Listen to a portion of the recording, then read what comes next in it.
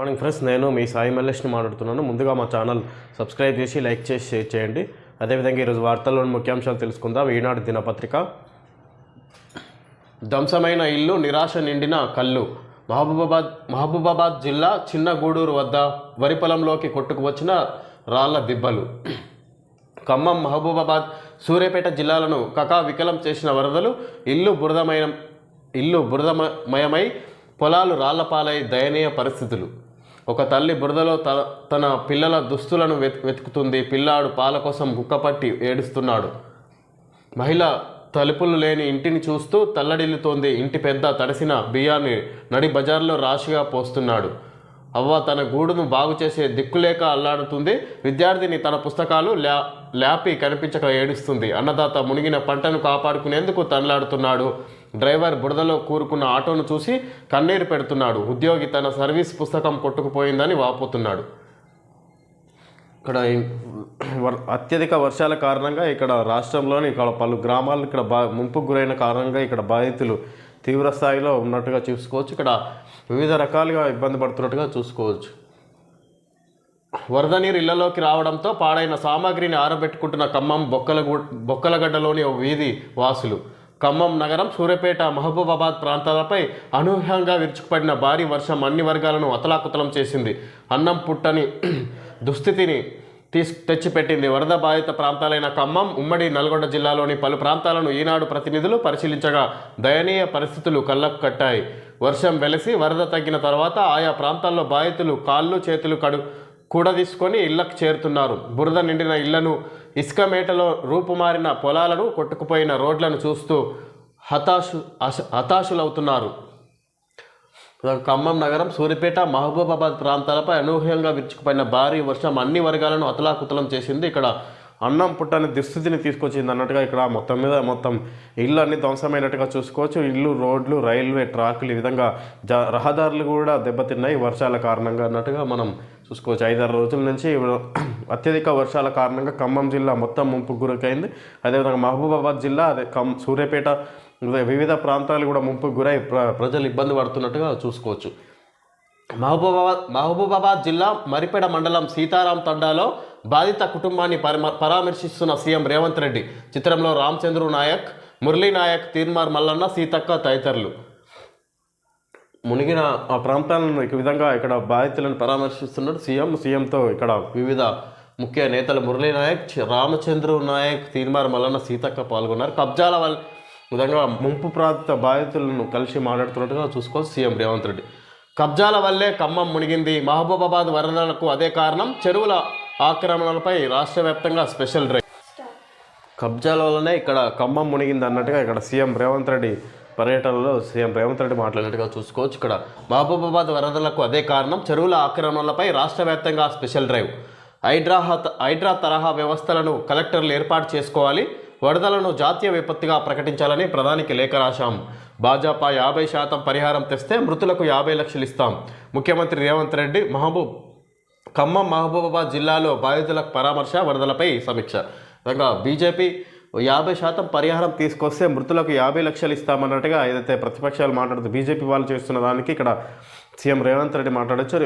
50% పరిహారం తీసుకొస్తే నష్టపరిహారం ఎంతైతే జరిగిందో అందులో 50% కేంద్రం నుంచి బీజేపీ తీసుకొస్తే మేము మృతులకు 50 లక్షలు ఇస్తామన్నట్టుగా సీఎం రేవంత్ రెడ్డి మాట్లాడుతున్నారు. ఇక్కడ ఖమ్మం, మహబూబాబాద్ జిల్లాలో బాధితులకు పరామర్శ, వరదలపై సమీక్ష. ఈ విధంగా ఇక్కడ వరదల ఇవన్నీ ముంపు ప్రాంతాలు ముంపుకు గురైన కారణం ముఖ్యంగా ఇక్కడ చెరువులు కబ్జా చేసి నిర్మాణాలు చేపట్టడమే అన్నట్టుగా ఇక్కడ సీఎం రేవంత్ రెడ్డి మాట్లాడుతున్నారు. వరదలను జాతీయ విపత్తుగా ప్రకటించాలన్నట్టుగా ఇక్కడ ప్రధానికి లేఖ రాశామన్నట్టుగా సీఎం రేవంత్ రెడ్డి చెప్పుకొచ్చారు. ఖమ్మం నగరంలో మున్నేరు వరదలకు ఆక్రమణలే కారణం. గతంలో అనేక గొలుసుకట్టు చెరువులుండేవి, అన్ని క్రమంగా ఆక్రమణలకు గురయ్యాయి. వరద నీరు ప్రవహించే పరిస్థితి లేకుండా పోయింది. అందుకే ఎన్నడూ లేని విధంగా వరదలు ముంచెత్తాయి. మహబూబాబాద్లో చాలా చెరువులు ఆక్రమణలకు గురయ్యాయని స్థానిక ఎమ్మెల్యే చెప్పారు. వరంగల్లోనూ ఇదే పరిస్థితి ఉంది అని ముఖ్యమంత్రి రేవంత్ రెడ్డి అన్నారు. జిల్లాలో ఎక్కడైనా చెరువులు, నాలాలను ఆక్రమించుకుంటే వాటి జాబితాను సిద్ధం చేయాలని విధంగా ఇక్కడ జిల్లాలో కూడా ఇక్కడ హైడ్రాను విస్తరింపజేసే కార్యక్రమాన్ని చేపడుతున్నట్టుగా చూసుకోవచ్చు. ఇక్కడ మొత్తం చెరువులు వివిధ చెరువులు ఉండే ఈ ఖమ్మము మహబూబాబాద్ నగరంలో మున్నేరు మొత్తం మీద ఇక్కడ గతంలో అనేక గొలుసుకట్టు చెరువులు ఉండే అవన్నీ ఆక్రమణలకు గురై నిర్మాణాలు చేపట్టారు. దానివల్లనే ఇది ముంపుకు గురైన ఖమ్మం మహబూబాబాద్ జిల్లాలో అన్నట్టుగా ఇక్కడ సీఎం రేవంత్ రెడ్డి మాట్లాడుకొస్తున్నారు. దీనికి సంబంధించి జిల్లాలో కూడా హైడ్రాను విస్తరింపజేస్తామన్నట్టుగా ఇక్కడ చెప్పుకొచ్చారు. ప్రభుత్వం స్పందించకపోవడం వల్లే భారీ నష్టం. వర్షాలపై వాతావరణ శాఖ హెచ్చరించినా పట్టించుకోలేదు. పంట నష్టపోయిన రైతులకు ఎకరాకు 30,000 పరిహారం ఇవ్వాలి. అఖిలపక్షంతో ఢిల్లీ వెళ్లేందుకు మా పార్టీ సిద్ధం. హరీష్ రావు. ఖమ్మంలో పరామర్శకు వెళ్లిన భారత నేతల కార్లపై రాళ్ల దాడి. ఇక్కడ వర్షాలపై వాతావరణ శాఖ హెచ్చరించినా పట్టించుకోలేదు ప్రభుత్వం అని ఇక్కడ ప్రభుత్వాన్ని విమర్శిస్తున్నారు హరీష్ రావు. ఈ విధంగా ప్రభుత్వ నిర్లక్ష్యం వల్లనే ఇదంతా జరిగింది అన్నట్టుగా సీఎం రేవంత్ రెడ్డి ఏదైతే పరామర్శించిన సందర్భంలో ఖమ్మం బాధితులను పరామర్శిస్తున్న సందర్భంలో మాట్లాడినట్టుగా చూసుకోవచ్చు. ఇక్కడ ఈ విధంగా కాంగ్రెస్పై విమర్శ చేస్తున్నందున అక్కడ స్థానికులు రాళ్ల దాడి చేసినట్టుగా చూసుకోవచ్చు హరీష్ వ్యాఖ్యలకు. భారీ వర్షాలపై వాతావరణ శాఖ హెచ్చరికలు జారీ చేసినా ప్రభుత్వం స్పందించలేదు. ప్రజలను అప్రమత్తం చేయకపోవడం వల్లే భారీ నష్టం జరిగింది. మృతుల కుటుంబాలకు 25 లక్షల చొప్పున పరిహారం అందించాలి. వరదల్లో మునిగిన ఇళ్లకు 2 లక్షల చొప్పున సాయం అందించాలి. పంట నష్టపోయిన ప్రతి రైతుకు ఎకరాకు 30,000 చొప్పున పరిహారం చెల్లించాలి. ముఖ్యమంత్రి రేవంత్ రెడ్డి ప్రజలను ఆదుకోవడం మాని ప్రతిపక్ష పార్టీలపై బురద జల్లుతున్నారు. ఖమ్మం గ్రామీణ మండల రాజీవ్ గృహకల్ప వద్ద మున్నేరు వరద బాధితులను పరామర్శిస్తున్న హరీష్ రావు, చిత్రంలో సండ్ర వెంకట వీరయ్య, సబితా ఇంద్రారెడ్డి, జగదీష్ రెడ్డి తదితరులు. ఇక్కడ హరీష్ రావు ఏదైతే ఖమ్మంలోని ముంపు ప్రాంతాలకు గురైన బాధితులను పరామర్శిస్తున్న సందర్భంగా ఇక్కడ ప్రభుత్వ నిర్లక్ష్యం వల్లనే ఈ విధంగా నష్టపోయారు ప్రజలు అన్నట్టుగా చెప్పుకొచ్చారు. ఇక్కడ వాతావరణ శాఖ ముందే హెచ్చరించినా కూడా ప్రభుత్వం ముందస్తు చర్యలు తీసుకోలేదు. అక్కడ ఉన్న ప్రజలను సురక్షిత ప్రాంతాలకు తరలించలేదు అన్నట్టుగా ఇక్కడ ప్రభుత్వ నిర్లక్ష్యం వల్ల జరిగింది అన్నట్టుగా హరీష్ రావు ఏదైతే పరామర్శిస్తున్న సందర్భంలో చేసిన ప్రభుత్వంపై విమర్శించడం జరిగింది. ఆ సందర్భంలో కాంగ్రెస్ నాయకులు రాళ్ల దాడి చేసినట్టుగా చూసుకోవచ్చు హరీష్ రావుపై. ఖమ్మంలో కన్నీటి కాలనీలు, ఇళ్లలో 4 అడుగుల మేర ఒండ్రుమట్టి మేటలు. ఖమ్మం నగరంపై మున్నేరు ఆదివారం తెల్లవారుజామున సునామీలా విరుచుకుపడగా ప్రాణాలను అరచేతిలో పెట్టుకొని సురక్షిత ప్రాంతాలకు తరలిపోయిన బాధితులు ఇళ్లకు చేరుకుంటున్నారు. తమ ఇళ్లను చూసి గుండెలు బాదుకుంటున్నారు. ప్రతి నివాసంలోనూ 2 నుంచి 4 అడుగుల మేర ఒండ్రుమట్టి మేటలు వేసింది. కన్నీటిని తుడుచుకోవడానికి కనీసం తువ్వాళ్ళు కూడా లేదంటే వారి దయనీయ పరిస్థితిని అంచనా వేయవచ్చు. చిగురు టాకులా వణికిన తొగర్రాయి, భయంగా కోదాడ వరద బాధితులు. సాగర్ ఎడమ కాల్వ గండితో ముంపులో వరి పొలాలు. తడిసిన బియ్యాన్ని పారబోస్తున్న ఖమ్మంలోని మంచికంటి నగర్కు చెందిన ఉపేందర్. విధంగా ఇక్కడ ఖమ్మంలో కన్నీటి కాలనీలో ఇక్కడ ఆదివారం రాత్రి కురిసిన వర్షానికి ఇక్కడ అక్కడి నుంచి సురక్షిత ప్రాంతాలకు వెళ్ళారు. ఇక్కడ వరదలు ఒక భారీ వర్షంలోనే ఆ విధంగా ఇక్కడ ఆ రోజు నుంచి అక్కడనే ఉండి ఇక తిరిగి వాళ్ళ ప్రాంతాలకు నెమ్మదిగా చేరుకుంటున్నారు. అయితే అక్కడ మొత్తం బురదమయం, గ్రామాలు, కాలనీలు, ఇండ్లు కూడా అక్కడ వస్తువులన్నీ ఖరాబ్ అయినాయి, ఇక్కడ పాడైపోయినాయి తడిసి. కన్నీరు నీరు కూడా తుడుచుకోవడానికి టవల్లు కూడా లేవన్నట్టుగా ఇక్కడ మనం చూసుకోవచ్చు. అక్కడ తడిసిన బియ్యాన్ని పారబోస్తున్నట్టుగా కూడా చూపించారు. ఇక్కడ విద్యా కమిషన్కు పచ్చజెండా. ఉత్తర్వులు జారీ చేసిన ప్రభుత్వం త్వరలో చైర్మన్, 3 సభ్యుల నియామకం. మెంబర్ సెక్రటరీగా ఐఏఎస్ అధికారి. శిశు విద్య నుంచి వర్సిటీ విద్య వరకు సమగ్ర విధానాల రూపకల్పన కమిషన్ లక్ష్యం. తెలంగాణ విద్యా కమిషన్ టీఈసీ ఏర్పాటుకు ప్రభుత్వం పచ్చజెండా ఊపింది. ప్రధానంగా అన్ని రకాల విద్యలో నాణ్యత పెంపొందించడమే లక్ష్యంగా అవసరమైన విధానాలను రూపొందించింది. కమిషన్ ప్రభుత్వానికి సిఫారసు చేస్తుంది. విద్యారంగంలో ఎప్పటికప్పుడు వస్తున్న మార్పులను ఆకలింపు చేసుకొని చర్చించి విధానపరమైన నిర్ణయాలను తీసుకునేందుకు ప్రభుత్వానికి సలహాలు ఇస్తుంది. పైలట్ అధ్యయనాలు, విధాన పత్రాల రూపకల్పనకు సంప్రదింపులు, మార్గదర్శకాలు, నిబంధనలు తదితర వాటి కోసం సహకరిస్తుంది. ఈ మేరకు విద్యాశాఖ ముఖ్య కార్యదర్శి బుర్రా వెంకటేశం మంగళవారం జీవో 27 జారీ చేశారు. కాంగ్రెస్ ప్రభుత్వం ఏర్పాటైన నాటి నుంచి విద్యా కమిషన్ను ఏర్పాటు చేస్తామని సీఎం రేవంత్ రెడ్డి చెబుతూ రాగా ఎట్టకేలకు అది కార్యరూపం దాల్చింది. కమిషన్లో చైర్మన్, సభ్యులుగా 3 విద్యారంగ నిపుణులు, మెంబర్ సెక్రటరీ ఉంటారు. అధికారేతర సభ్యుల పదవీకాలం 2 ఏళ్లు. కమిషన్ కార్యకలాపాల సమన్వయానికి ఏదైనా ఒక ప్రభుత్వ విభాగాధిపతి స్థాయి హోదా ఉన్న అధికారిని మెంబర్ సెక్రటరీగా నియమిస్తారు. అంటే ఐఏఎస్ అధికారిని ఆ హోదాలో నియమిస్తారు. ప్రభుత్వానికి సిఫారసులు చేసేందుకు కమిషన్ వివిధ భాగస్వామ్య పక్షాలతో విస్తృత సంప్రదింపులు జరపచ్చు.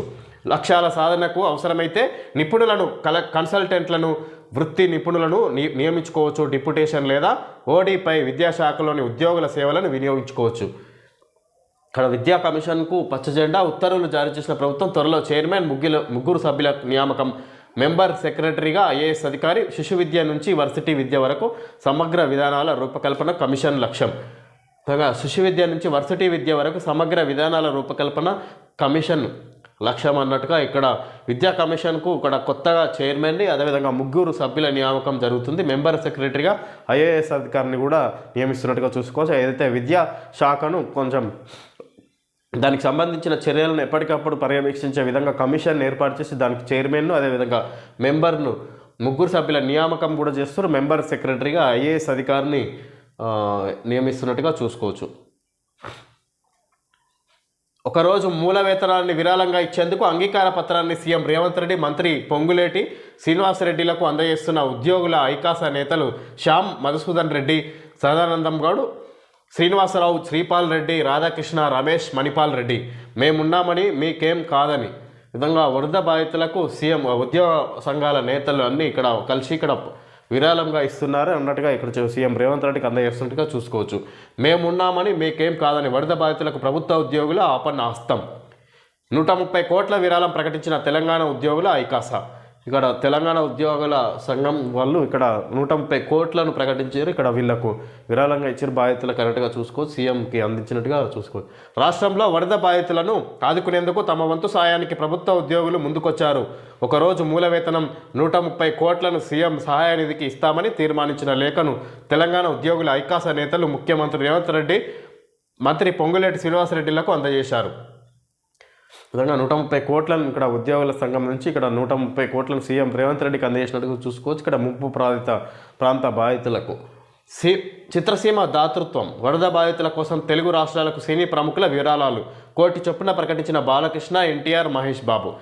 2 రాష్ట్రాలకు కలిపి 1 కోటి రూపాయలు ప్రకటించారు ఒక్కొక్కరు. ఇక్కడ బాలకృష్ణ, మహేష్ బాబు, జూనియర్ ఎన్టీఆర్. ఈ విధంగా ముంపు ప్రాంతాలకు గురైన బాధితులకు ఈ విధంగా ప్రకటించినట్టుగా చూసుకోవచ్చు. ప్రభుత్వం దీప్తి కంచు మోత, కడు బీదరికం ఒకవైపు, మానసిక వైకల్యం ఇంకోవైపు. ఇల్లు తప్ప మరో ప్రపంచం తెలియదు ఆమెకి, కానీ పరుగు ఆమె జీవితాన్ని మార్చింది, ప్రపంచానికి పరిచయం చేసింది. ఇప్పుడు పారాలింపిక్స్లో పతక విజేతగా నిలబెట్టింది.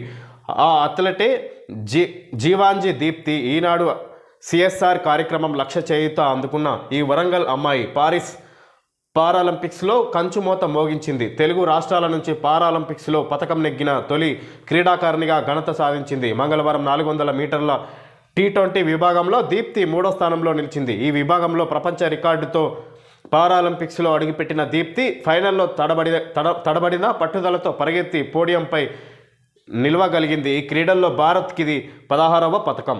విధంగా దీప్తి కంచు పతకం సాధించినట్టుగా చూసుకోవచ్చు. జీవాంది దీప్తి ఇక్కడ పారాలింపిక్స్లో గెలిచి ఇక్కడ కాంస్య పథకం గెలుచుకున్నట్టుగా మనం చూసుకోవచ్చు.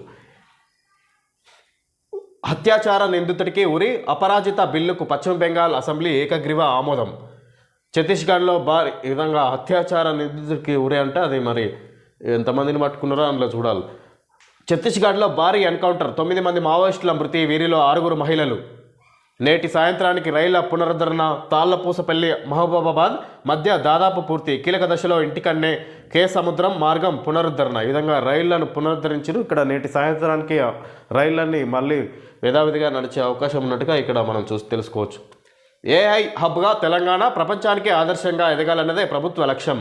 25 కార్యక్రమాలతో ప్రణాళిక. 5-6 తేదీల్లో HICCలో అంతర్జాతీయ సదస్సు. వేర్వేరు అంశాలపై దిగ్గజ నిపుణులతో చర్చలు.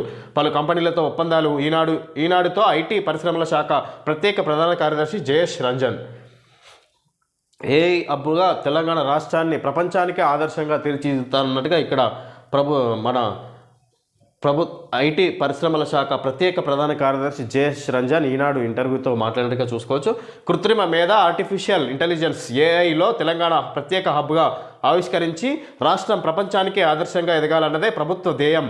ధ్యేయమని రాష్ట్ర ఐటీ పరిశ్రమల శాఖ ప్రత్యేక ప్రధాన కార్యదర్శి జయేష్ రంజన్ స్పష్టం చేశారు. ప్రభుత్వంలోని అన్ని శాఖల్లోనూ ఏఐని సమర్థంగా వినియోగించుకోవాలనే బృహత్కర లక్ష్యంతో ముందుకు సాగుతున్నామని తెలిపారు. ముఖ్యమంత్రి రేవంత్ రెడ్డి, ఐటీ శాఖ మంత్రి శ్రీధరబాబుల నిర్దేశంలో దీనికి సంబంధించిన స్పష్టమైన కార్యాచరణ ప్రణాళిక రోడ్ మ్యాప్ను రూపొందించామని, ఏఐని విస్తృతంగా అమలు చేయడానికి 25 కార్యక్రమాలను చేపట్టాలని ప్రభుత్వానికి సూచించేట్టుగా తెలుసుకోవచ్చు. ఇక్కడ ఐటీ పరిశ్రమల ప్రత్యేక ప్రధాన కార్యదర్శి జయేష్ రంజన్ ఏఐ గురించి ఇక్కడ తెలంగాణను ప్రపంచ దేశాలకు ఆదర్శంగా ఇక్కడ తీర్చిదిద్దనున్నట్టుగా చెప్పుకొచ్చారు. ఇక్కడ ఏఐ శిక్షణకు మీ ప్రణాళికలు ఎలా ఉన్నాయి, ఏఐపై ఆసక్తి ఉన్నవారికి ముఖ్యంగా ఇంజనీరింగ్ విద్యార్థులకు మెరుగైన శిక్షణ ఇవ్వాలనేదే ప్రభుత్వ లక్ష్యం. అత్యధికులకు ఏఐపై శిక్షణ ఇస్తేనే ఇందులో కొందరికి కొత్త ఆల్గరిథమ్స్ను తయారు చేయడంపై ఆసక్తి ఏర్పడుతుంది. అందుకే ఏఐ నైపుణ్యాన్ని పెంపొందించే కార్యక్రమాన్ని కూడా ప్రభుత్వం బాధ్యతగా తీసుకుంది. 1,00,000 మందికి ఏఐపై శిక్షణ ఇవ్వడానికి ఒక సంస్థతో తెలంగాణ ప్రభుత్వం ఒప్పందం కుదుర్చుకోబోతుంది. విధంగా అత్యధిక విద్యార్థులకు, ఇంజనీరింగ్ విద్యార్థులకు ఏఐపై శిక్షణ ఇస్తారట. అత్యధిక విద్యార్థులకు శిక్షణ ఇవ్వడం వల్ల అందులో కొంతమందికి ఆల్గరిథమ్స్ పై ఇక్కడ అవగాహన వస్తుంది. దాని ద్వారా ఇక్కడ ఏఐతో పై పట్టుదల వస్తుంది అన్నట్టుగా ఇక్కడ ఆయన బాధ్యత వస్తుంది అన్నట్టుగా చెప్పుకోవచ్చు. ఇక్కడ జయేష్ రంజన్ ముఖ్యంగా విద్యార్థులను ఏఐ శిక్షణతో తీర్చిదిద్దే విధంగా ఐటీ రంగంలో కొద్దిగా మెరుగైన శిక్షణ ఇచ్చే విధంగా చర్యలు తీసుకుంటున్నట్టుగా చూసుకోవచ్చు. ఒక సంస్థతో ఒప్పందం కూడా చేసుకోబోతుంది అన్నట్టు, అదే ఏఐకి సంబంధించి అన్నట్టుగా ఈయన చెప్పుకొచ్చి జయేష్ రంజన్. ఓకే ఫ్రెండ్స్, ఈరోజు వార్తల్లోని ముఖ్యాంశాలు తెలుసుకోవడం జరిగింది. Thank you friends.